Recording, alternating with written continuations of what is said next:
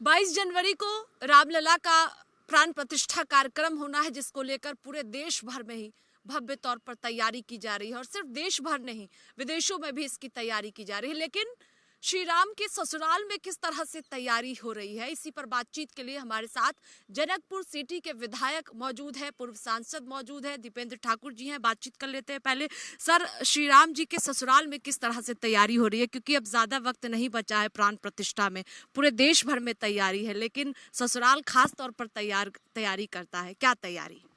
बहुत अच्छा तैयारी है, प्रफुल्लित है। सारे नेपाल वासी, सारे जनकपुर वासी पूरा प्रफुल्लित है। और एक बेटी का जो नया घर बनता है, उसमें पिता का जो खुशी होता है, उस खुशी को शब्द में कहना नामुमकिन है। इस तरह का खुशी का माहौल है नेपाल में। और हम लोगों को क्या है कि हम लोग प्रत्येक वर्ष ऐसा मनाते हैं। विवाह पंचमी उत्सव आप लोगों को मालूम होगा, विवाह पंचमी उत्सव मनाते हैं। तो हम लोग खास करके मर्यादा पुरुषोत्तम भगवान श्री राम को पहुना मानते हैं, मतलब जीजा मानते हैं, और सीता जी को बहन मानते हैं। बहुत सारे हमारे के मिथिलावासी और आपके हिंदुस्तान में भी जितने भी गायक है, सारा बहुत गीत भी गाए हैं उन लोगों ने। सिया जी बहनिया हमार हो, राम जी लगे पहुनमा। तो हम लोग उस विचारधारा से उनको मानते हैं, मर्यादा पुरुषोत्तम भगवान श्री राम को और माता सीता को। और ये जो नया उनका राज्याभिषेक हो रहा है, उनका जो नया गृह प्रवेश हो रहा है, उसमें बहुत खुशी का माहौल है। पूरा नेपाल में दीपावली दीपोत्सव हो रहा है, बहुत ज़्यादा खुशी का माहौल है। इसमें सारे घर घर से निकल रहे हैं, खुशहाली एकदम खुशी छाया हुआ है जी। सर, मिथिलांचल में कहा जाता है जब दामाद ससुराल गृह प्रवेश होता है तो मायके से खास तौर पर जो बेटी का घर होता है, वहां से खास तौर पर ससुराल के लिए सामान जाता है, अलग अलग सामान। उस तरह किस तरह से तय, क्योंकि अलग अलग तस्वीरें भी सामने आई है जिसमें अयोध्या के लिए कई चीजें जनकपुर से रवाना हुई।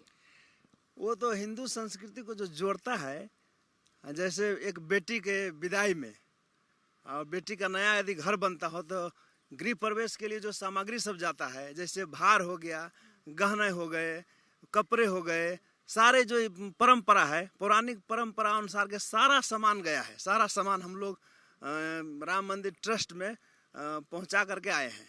सारा सामग्री, सारे उनके पूरे परिवार के लिए कपड़े लत्ते गहने जो भी सामान यदि होता है, भार, वो सारा हम लोग पहुंचा करके विधिवत पहुंचा करके आए हैं। जो एकदम लाइव जैसे हम लोग देखते हैं ना, आप लोग जैसे देखते होइएगा, किसी का शादी होता होगा, किसी का बेटी का विदाई होता होगा, किसी का गृह प्रवेश होता होगा, उस किस्म से पूर्ण रूप से हम लोग पूरा परंपरा के अनुसार पूरा सामग्री बुझा करके आए। हमारे साथ पूर्व सांसद भी मौजूद है। सर, जब पहुन आते हैं तो तैयारियां पहले से ही होती हैं, तो इस वक्त अगर हम जनकपुर की बात करें तो किस तरह से तैयारी चल रही है, वहां के लोगों के मन में किस तरह से 22 जनवरी को वो देख रहे हैं, क्योंकि भव्य तौर पर प्राण प्रतिष्ठा का कार्यक्रम होना है। जनकपुर के लोग आज तक बिना घर के थे।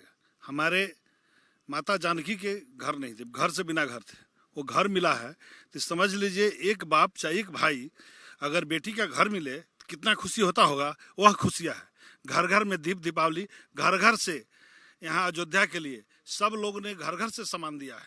कोई थाली दिया है, कोई लोटा दिया है, कोई गिलास दिया है, कोई सोना के बर्तन दिया है, कोई चांदी के बर्तन दिया है। घर घर से हर चीज़, कोई अन्न दिया है, कोई चावल दिया है, हर चीज़ ले करके कल हम लोग बुझाए भी हैं। वहाँ से लगभग 5100 भार आया है। करीब 101 गाड़ी छोटा वाला, 5 बस था, 5-7 ट्रक था जिसमें सामान लाद के हम लोग आए हैं। 22 तारीख को हम लोग जनकपुर में एकदम दीप दीपावली की तरह, जो दीपावली होता है जनकपुर में मनाया जाएगा, पूरे नेपाल में मनाया जाएगा।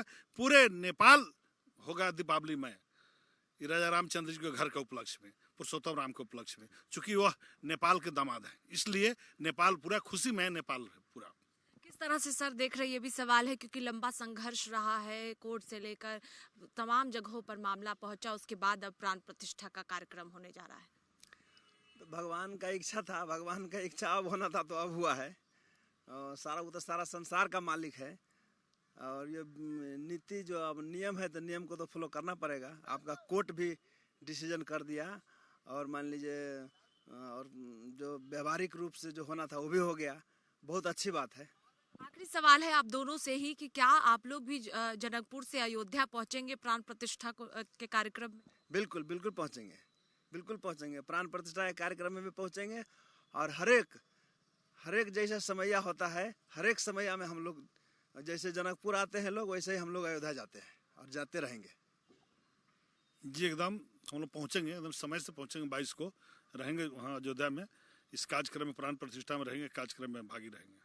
बहुत शुक्रिया बातचीत के लिए। देखिए, खास तैयारी जनकपुर में किया जा रहा है क्योंकि पहुन घर आ रहे हैं, तो ऐसे में जो सामान सामग्री है वो इस वक्त अयोध्या जनकपुर से पहुंचाया जा रहा है। कैमरा पर्सन रोहित के साथ स्वाति पाठक, भारत समाचार, दिल्ली।